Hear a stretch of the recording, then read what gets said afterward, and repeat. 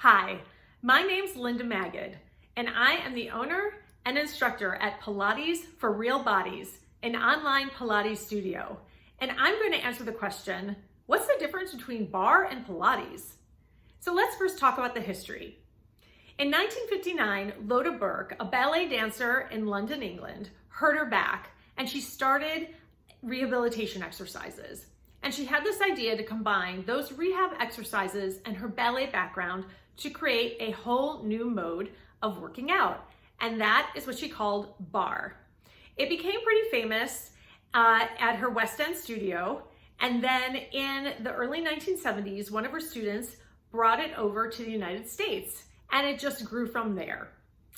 The history of Pilates is very different, and it's shrouded in a lot of mystery because Joseph Pilates did not keep many records of what he did and how he got started. In fact, he really didn't even tell anybody. He just opened his studio.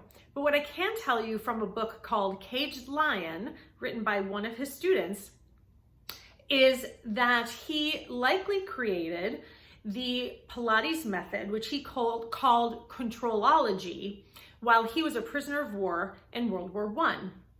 He went back to Germany and decided to move to the United States. But before that, he shared his program with a well-known ballet dancer in Germany. And he moved to the United States. She soon followed, and they had a business relationship where he worked with her and she introduced him to other ballet dancers so that they would come to his Pilates studio that he opened in 1927 to heal. So he was known as a man who fixed broken ballet dancers. So that's why Pilates is often thought to be a ballet type exercise, but it really has no foundation in ballet. Joseph Pilates didn't know anything about ballet. He just created this program. And so that's the history. It really wasn't that popular until it branched out after he died. And if you want to know more about Joseph Pilates and the history of Pilates, I highly recommend the book Caged Lion. So that's the history. Let's talk about the difference in actually doing both barre and Pilates. What makes barre is using creative movement patterns. So here I'm doing a move I do every single class, no matter what else I'm doing. It's just relevés and pliés. And I'm going to do a few of them this way, and then I'll do in the other direction. Then I bring the heels together, and I'll do squats here. I would do 12, 16 of these. Then now I changed it to 3 pliés and then come up. So now the legs are starting to burn more. I'll do 12 of these. Then from there, we're going to do just little presses, and then we would maybe do ½ inch up or an inch up and an inch down, and do that 16 times. I'm doing the inch move, and then maybe we'll wag the knees back. Maybe we'll do some passes, bringing the toe to the knee or to the calf. So the idea is that we're doing many repetitions, many things over and over again, creating a burn in whatever muscle group we're using, and we do it with many different kinds of patterns. This is a Pilates roll-up.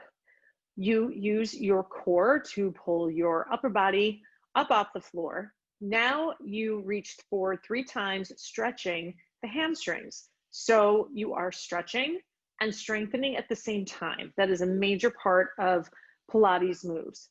And I have a magic circle. My hands are on the inside, pressing out. And so you can see how my shoulders and my back are engaged. That's making my body work even harder.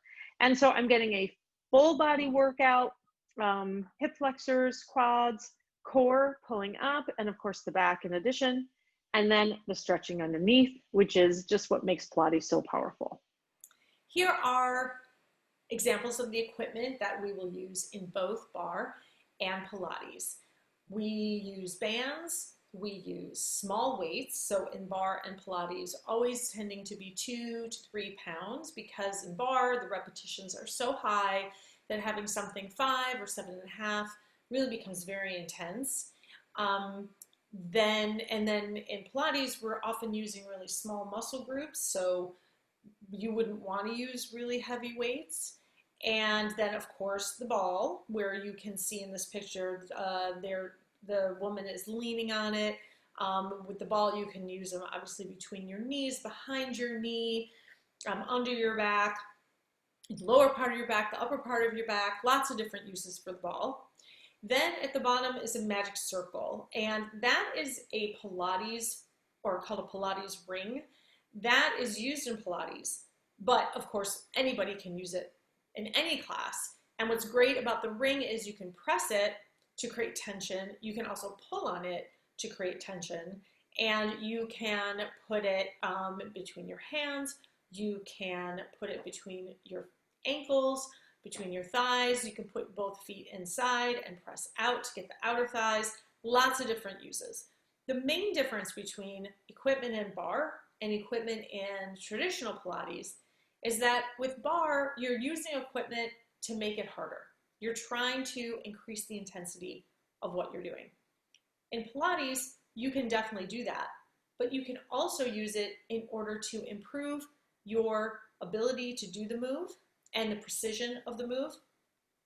So you are using the ball to increase the connection of your core to what it is that you're doing. Then you remove the ball, and the idea is that you're creating some muscle memory so that your core works harder when you don't have the ball, for example. So there's a lot of different ways to use the equipment, but the big difference with bar and Pilates is in Pilates you're trying to get better, and in bar you're just trying to make it harder.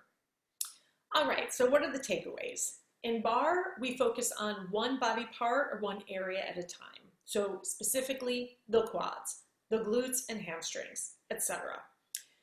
You do high repetitions, and you do them with creative movement patterns. You work until your muscles are burning. You use no or low weights, and you use various equipment to make the exercises more challenging. In Pilates, with each move, you generally get a full body or mostly full body workout. When you're working, you're stretching one part of your body and you're strengthening another part of your body. It is a core heavy class throughout the class. You're never forgetting about your core. We do low repetitions because the movements use a lot of muscles at one time. We also use no or low weights, and we use various equipment maybe to make it harder or maybe to help our ability to execute the move. So those are the basic takeaways. I hope I answered your question. What's the difference between bar and Pilates? And I mostly hope that I will see you on the mat in one of my classes. You can find me at pilatesforrealbodies.com, where I have all my information about how to sign up for my live Zoom classes and how to have access to my private videos. Have a great day.